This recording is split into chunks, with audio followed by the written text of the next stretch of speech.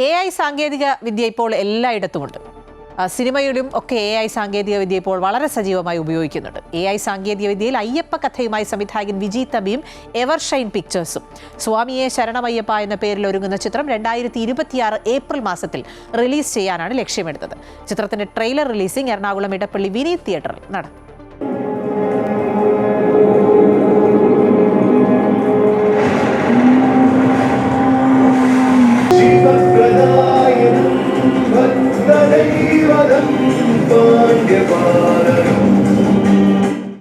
സംസ്കൃതത്തിൽ രചിക്കപ്പെട്ട ശ്രീഭൂതനാഥ ഉപാഖ്യാനം എന്ന കൃതിയെ ആസ്പദമാക്കിയാണ് ചിത്രത്തിന്റെ കഥ തയ്യാറാക്കിയിരിക്കുന്നത്. നിരവധി ഹിറ്റ് ചിത്രങ്ങൾ മലയാള സിനിമയ്ക്ക് സമ്മാനിച്ച സംവിധായകൻ വിജി തമ്പി, നിർമ്മാതാവ് എവർഷൈൻ മണി എന്നിവരുടെ കൂട്ടുകെട്ടിലാണ് ചിത്രമൊരുങ്ങുന്നത്.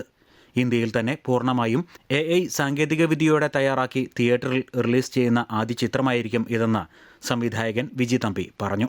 നമ്മളൊരു ഈ AI സാങ്കേതികവിദ്യയും മറ്റെല്ലാം ഉപയോഗിച്ചുകൊണ്ട് ഒരു സിനിമ, അതാണ് നമ്മൾ ഉദ്ദേശിക്കുന്നത്. കാരണം നാളത്തെ കാലഘട്ടത്തിന്റെ സിനിമ ഇതായിരിക്കും. ദൃശ്യങ്ങൾ പൂർണ്ണമായും AI നിർമ്മിതമാണെങ്കിലും പോസ്റ്റ് പ്രൊഡക്ഷൻ പ്രവർത്തനങ്ങൾ സാധാരണ സിനിമയിലേതുപോലെ തന്നെ നടത്തേണ്ടതുണ്ട്. പോസ്റ്റ് പ്രൊഡക്ഷൻ എല്ലാം ഒരു സിനിമ ചെയ്യുന്നത് പോലെ പോകും.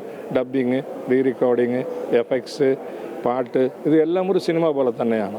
ചിത്രത്തിന്റെ തിരക്കഥയും സംഭാഷണവും വിഷ്ണുവർദ്ധനും, സംഗീത സംവിധാനം ജയചന്ദ്രനും, ഗാനരചന ഹരിനാരായണനുമാണ് നിർവഹിച്ചിരിക്കുന്നത്. ചിത്രത്തിലെ ഏറ്റവും ശ്രദ്ധേയമായ AI വിഷ്വലൈസേഷൻ നിർവഹിച്ചിരിക്കുന്നത് വിനോയും എഡിറ്റിംഗ് ശ്രീകർ പ്രസാദുമാണ്.